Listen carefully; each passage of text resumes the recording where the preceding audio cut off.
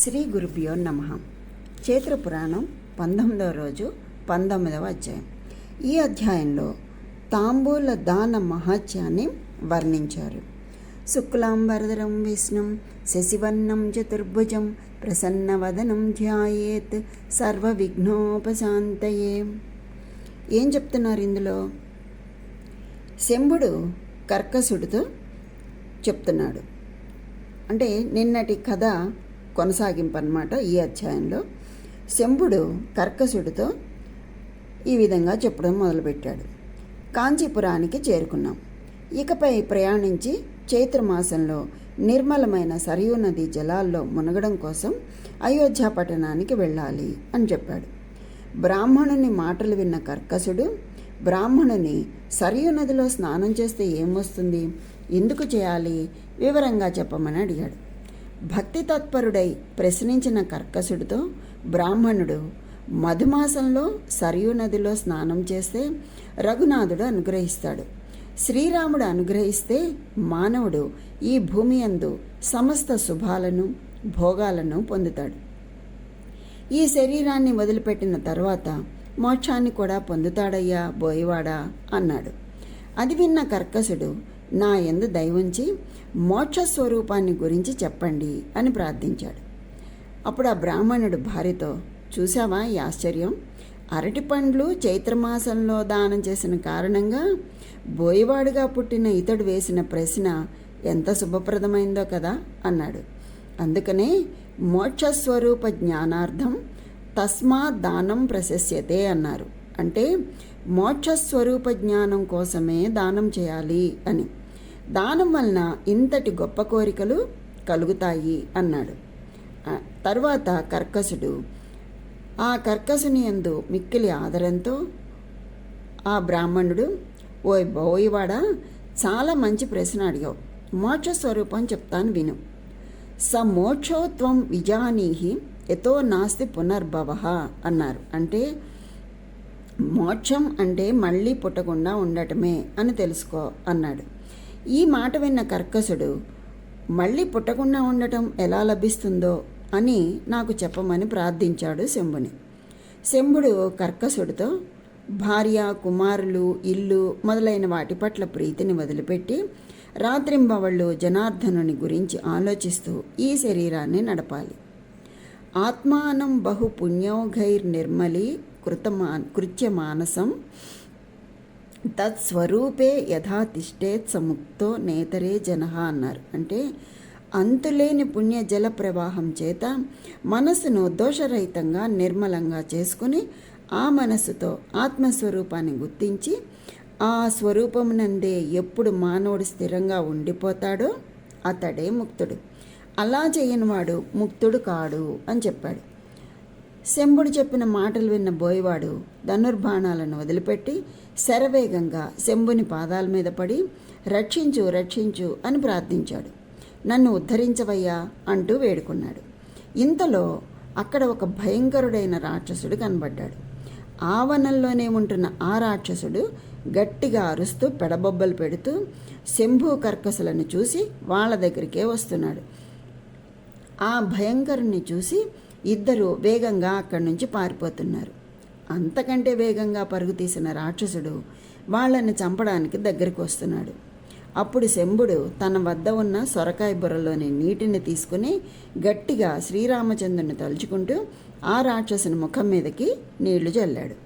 మధుమాసంలో శ్రీరామనామంతో మంత్రించిన ఆ నీరు ఎప్పుడైతే రాక్షసుడు ముఖం మీద పడిందో వెంటనే ఆ క్షణంలోనే అతడి పూర్వజన్మ జ్ఞాపకానికి వచ్చింది.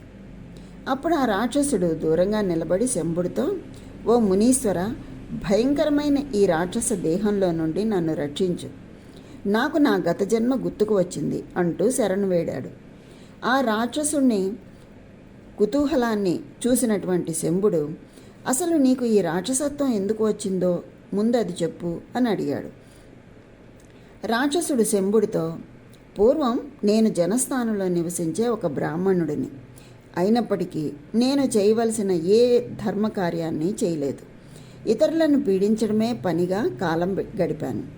ఎన్నో దుర్మార్గాలు పట్టి వ్యసనపరుడిని అయ్యాను. నిరంతరం ఆ వ్యసనాలలోనే మునిగి తేలుతూ ఉండేవాడిని. ఇంతలో చైత్రమాసం వచ్చింది. శుభప్రదురాలైనటువంటి నా భార్య సతీ నన్ను అడగకుండానే రామతీర్థంలో స్నానానికని ఇంటి నుంచి బయలుదేరింది. దారిలో ప్రయాణిస్తున్న ఆమెను నేను చూశాను. ఆమెను పట్టుకొని, ఓసి ముండా, నాతో చెప్పకుండా నన్ను అడగకుండా ఎక్కడికి వెళ్తున్నావు అని అడిగాను. అప్పుడు ఆమె, నేను ఏమీ చెడ్డ పని చేయలేదు, మధుమాసంలో రామతీర్థంలో స్నానం చేయడానికని బయలుదేరాను అని చెప్పింది. ఆమె చెప్పిన మాటలు విని కూడా మనసుకి పట్టించుకోకుండా ఆమెను దారిలోనే కొట్టి బలవంతంగా ఇంటికి తిప్పి పంపించేశాను. ఆ తర్వాత చాలా కాలం గడిచిపోయింది. నేను మరణించాను. యమదూతలు వచ్చి నన్ను యముడి లోకానికి తీసుకువెళ్ళారు.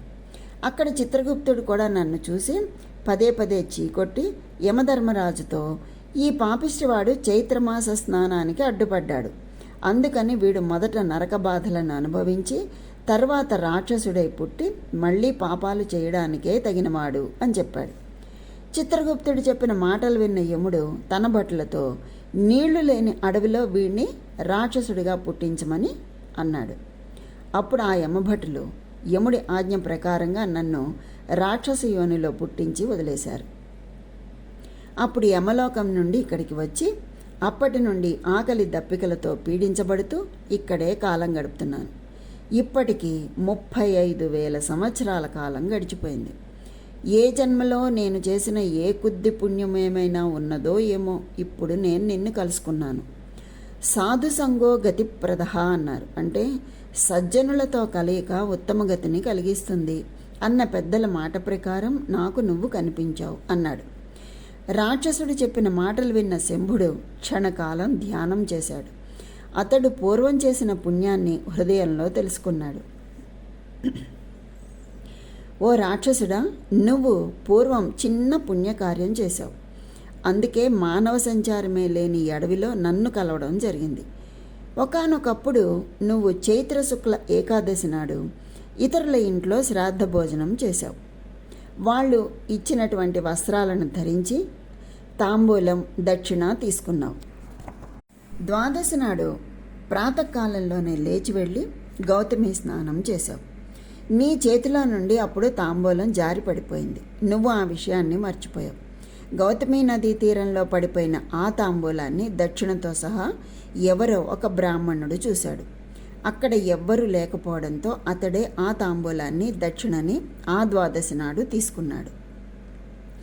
తెలియక అనుకోకుండా నువ్వు చేసిన ఆ తాంబూల దానం కారణంగా వచ్చిన పుణ్యమే ఈరోజు నీకు నన్ను చూపించింది అని శంభుడు చెప్పాడు.